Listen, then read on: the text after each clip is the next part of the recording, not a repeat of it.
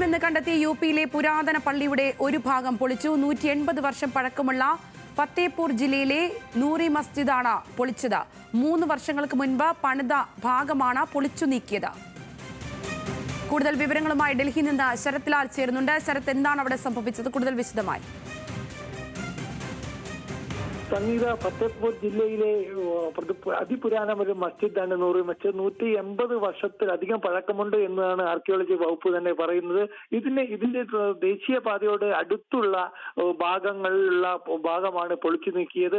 ഏതായാലും ഇതിനെ സംബന്ധിച്ചുള്ള ബുൾഡോസർ രാജ് നിരോധിച്ച സുപ്രീം കോടതി വിധി ഇരിക്കുമ്പോൾ തന്നെ 2 തവണ മാത്രമാണ് ഇത് സംബന്ധിച്ച് ജില്ലാ ഭരണകൂടം നോട്ടീസ് നൽകിയെന്നാണ് പള്ളി അധികൃതർ പറയുന്നത്. കാരണം കഴിഞ്ഞ 3 വർഷത്തിൽ നിർമ്മാണം നടന്നത് ജില്ലാ ഭരണകൂടത്തിന്റെ അനുമതി കൂടിയാണ് എന്നുള്ളതുമാണ് പള്ളി അധികൃതർ പറയുന്നത്.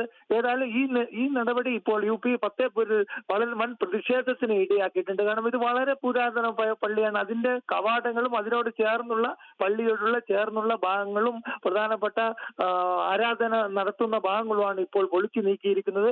ദേശീയപാതയിലെ വികസനത്തിന് തടസ്സമാകുന്നു എന്ന് ആരോപിച്ചാണ് ജില്ലാ ഭരണകൂടത്തിന് ഈ ധൃതി പിടിച്ചുള്ള നടപടി എന്നാണ് മസ്ജിദ് കമ്മിറ്റി പറയുന്നത്. ഏതായാലും കോടതിയുടെ പരിഗണനയുള്ള വിഷയമാണ് ഇപ്പോൾ പൊളിച്ചത് എന്നാണ് നമുക്കിപ്പോൾ ലഭിക്കുന്ന വിവരം. കാരണം ദേശീയ അതോറിറ്റിയുടെ, അതായത് റോഡ് വീതി കൂട്ടിനെതിരെ മസ്ജിദ് കമ്മിറ്റി കോടതിയെ സമീപിച്ചിരുന്നു. ഇതിനിടക്കാണ് ഫത്തേപൂർ ജില്ലയിലെ നൂറി മസ്ജിദ് 150 പഴക്കമുള്ള നൂറി മസ്ജിദിന്റെ പുതുതായി പണിത ഭാഗങ്ങൾ പൊളിച്ചു നീക്കിയത്. സംഗീത.